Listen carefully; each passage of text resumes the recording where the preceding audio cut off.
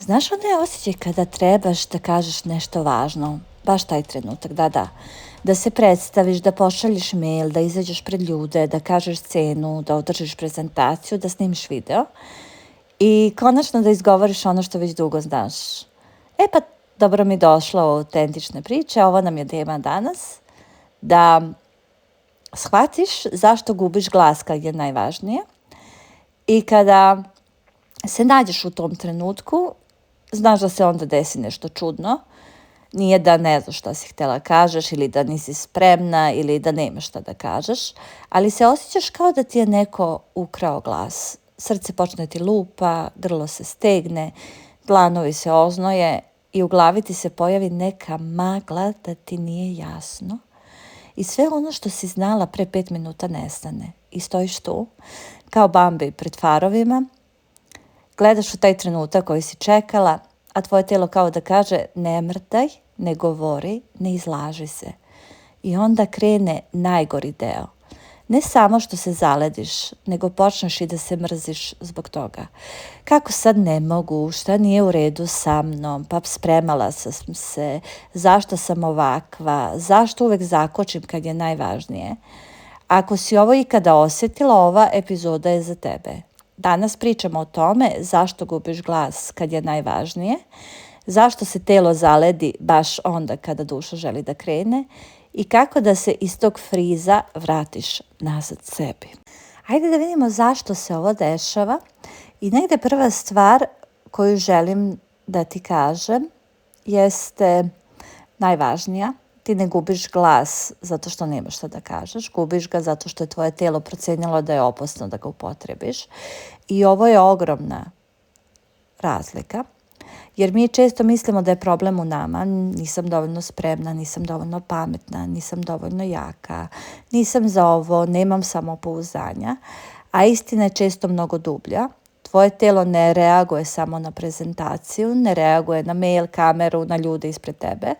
Tvoje telo reaguje na značenje koje je taj trenutak ima za tebe, jer za nekoga je prezentacija samo prezentacija, a za tebe može biti sad će me videti, sad će me proceniti, sad mogu da pogrešim, mogu da budem odbijena, mogu da ispadnem smešna, sad će vidjeti da nisam savršena, sad više ne mogu da se krijem. I telo tvoje upali sve alarme i kaže opasnost. Kao da si pred lavom. To je zato što tvoj nervni sistem ponekad ne razlikuje staru emocionalnu opasnost od sadašnje situacije. Zato mi je metafora Bambija pred farovima toliko moćna. Zamisli mladu srnu na putu. Ona stoji tamo zato što su je farovi preplavili. Dobro znamo da ona ima noge i da može da trči, da može da pobegne, ali svetlo je prejako, opasnost je prebrza, sistem nema vremena da razmisli i telo bira najstariji mehanizam preživljavanja, ukoči se. Kod žene se to često ne vidi s polja tako dramatično, s polja izgleda kao zbunila se, blokirala se, nije sigurna, nema stav, odlaže, ne ume da se izrazi, ali iznutra je alarm. Telo pokušava da te zaštiti od izlaganja. Kada se zalediš, ne dešava se samo mentalna blokada. Dešava se unutrašnji sudar između 3 dela tebe. Prvi deo, taj odrasli deo u tebi, ona zna, ona je učila, spremala se, pisala beleške, šta god vežbala, ima iskustvo, ima poruku, ima svoju svrhu. I taj deo tebe kaže mogu ja ovo. A drugi deo tebe, koji je mala devojčica, ona ne pita da li je prezentacija dobra. Ona pita da li će me odbaciti, da li će mi se smejati, da li ću biti previše, da li ću izgubiti ljubav ako pogrešim, da li sam bezbedna ako me vide. Ona ne želi uspeh, ona želi sigurnost. I treći deo, on se pojavi kao neki strogi roditelj, taj tvoj unutrašnji kritičar. Kaže nemoj da se obrukaš, ne smeš da pogrešiš, moraš da zvučiš sigurno. Šta ako svi vide da se treseš, saberi se više. I onda odrasla žena, mala devojčica i roditelj stoje zajedno svi pred svim tim farovima. Odrasla želi da govori, devojčica želi da se sakrije, kritičar viče da ne smeš da pogrešiš i telo izabere treći friz. Zašto se glas baš tada gubi? Zato što naš glas je naš identitet. Kada govorimo pred ljudima, ti ne iznosiš samo rečenice, ti iznosiš sebe, svoje mišljenje, stav, energiju, granicu, cenu, ponudu, istinu. I ako si dugo učila da budeš dobra, tiha, prihvatljiva, fina, razumna, ne previše zahtevna, onda glas postaje opasan, jer glas može da poremeti mir. Ti možeš da kažeš ne, možeš da tražiš više, možeš da zauzmeš prostor, možeš da se ne dopadneš svima, možeš da pokažeš da nisi više mala i tu nastaje konflikt. Jedan deo tebe želi da izađe, drugi deo tebe još uvek veruje da je bezbednije da ostaneš nevidljiva, zato ne gubiš glas slučajno, nekada gubiš glas baš tamo gde treba da se rodi nova verzija tebe. I najzanimljivije kod freeze reakcije je to što je ono aktivno stanje tela. Spolja izgleda kao da se ništa ne dešava, a unutra telo radi previše. Skenira opasnost, steže mišiće, ubrzava ili usporava dah, podiže unutrašnju uzbunu, gasi pristup delovima mozga koji ti trebaju za jasno razmišljanje. Zato se često desi da posle prezentacije pomisliš, jao, znala sam šta je trebalo da kažem, sad mi je sve jasno, mogla bih 10 puta bolje ovo, naravno da bi, jer više nisi pred farovima. Kad opasnost prođe, sistem se odledi, se vrati, rečenice se vrate i glas se vrati. I onda misliš da si zakazala, a zapravo si bila preplavljena.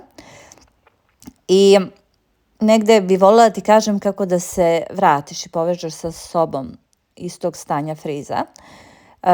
Nećeš izaći na način ako sebi kažeš ajde saberi se, to često napravi još veći pritisak na tebe, jer deo tebe koji je zaleđen ne treba napad, treba signal sigurnosti. Dakle, pitanje nije kako da se saberem, nego kako da svom telu pokažem da je sada bezbedno, da napravim još jedan mali pokret, ne ceo govor, ni ne najmoćniju verziju tebe, jedan mali pokret. Jako je važno da imenuješ šta se dešava, kada primetiš tu situaciju, a što je budeš više puta primećivala, izaći ćeš iz toga, da kažeš sebi ovo je friz, ne opet sam nesposobna, opet sam slaba, opet sam sve pokvarila, nego ovo je friz, moje telo me štiti, nisam u stvarnoj opasnosti, samo sam aktivirana. Kada imenuješ stanje, prestaješ da budeš potpuno u njemu. Korak 2, vrati se u telo.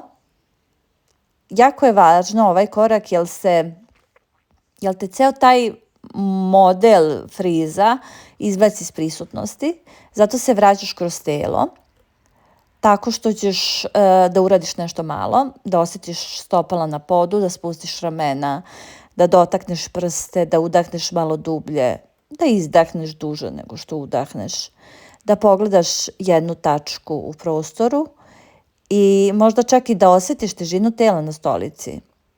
Telu ne treba velika filozofija. Telu treba dokaz. Ovde sam, sada sam, nisam u prošlosti.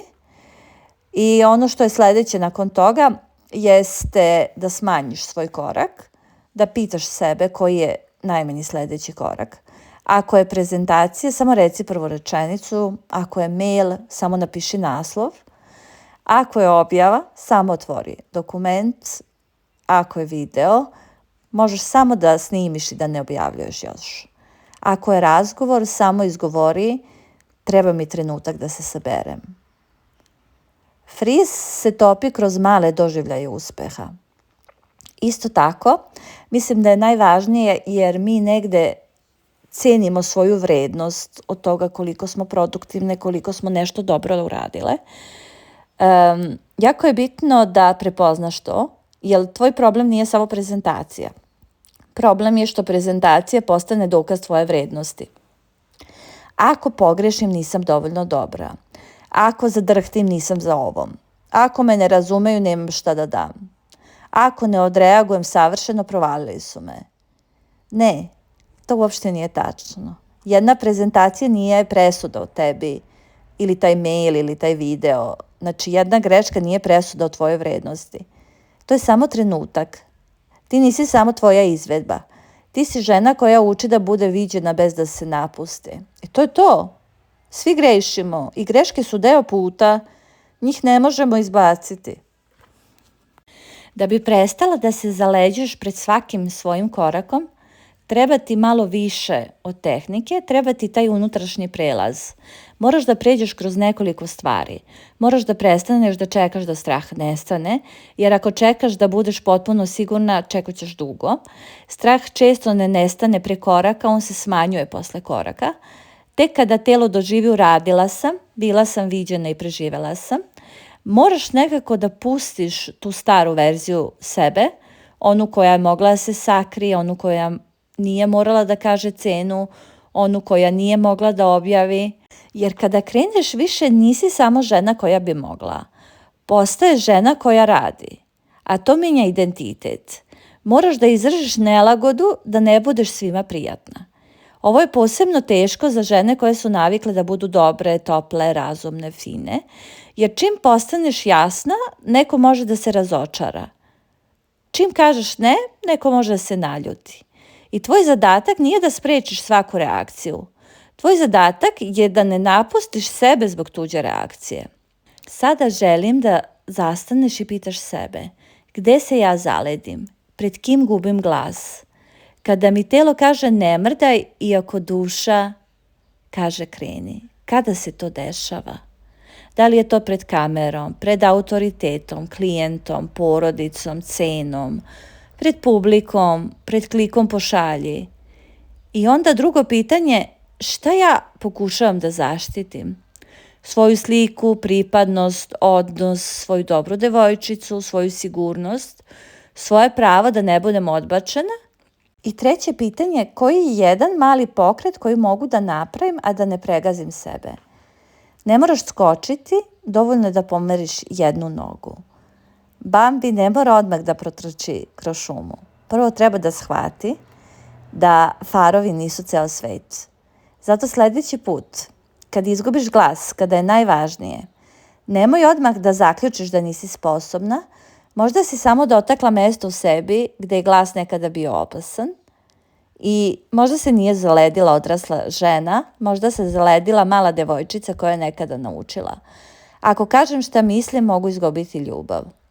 A sada tvoj posao nije da je poniziš, nije da joj kažeš daj saberi se, tvoj posao je da joj kažeš vidim te, znam da te je strah, ali sada sam ja odrasla, možemo polako.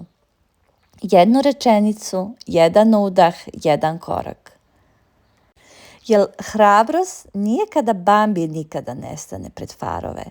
Hrabrost je kada Bambi drhteći shvati da ima noge i pomeri se.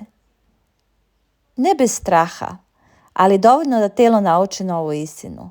Mogu da budem viđena, mogu da zadrhtim, mogu da pogrešim i opet sam bezbedna. Ako si se prepoznala u ovoj epizodi, jako mi je drago i voljela bih da mi negde napišeš svoj feedback. Gde se ti najčešće zalediš? Pred mailom, kamerom, prezentacijom, objavom. I ako osjećaš da si predugo između znam da mogu i ne mogu da krenem, onda je ovo baš prostor za program Hrabrost da kreneš. Ne zato što nikada više ne osjetiš strah, nego da naučiš kako da napraviš korak dok strah nije tu. I ako si zainteresovana da čuješ više, pošalji mi mail i vidimo se u sledećoj epizodi.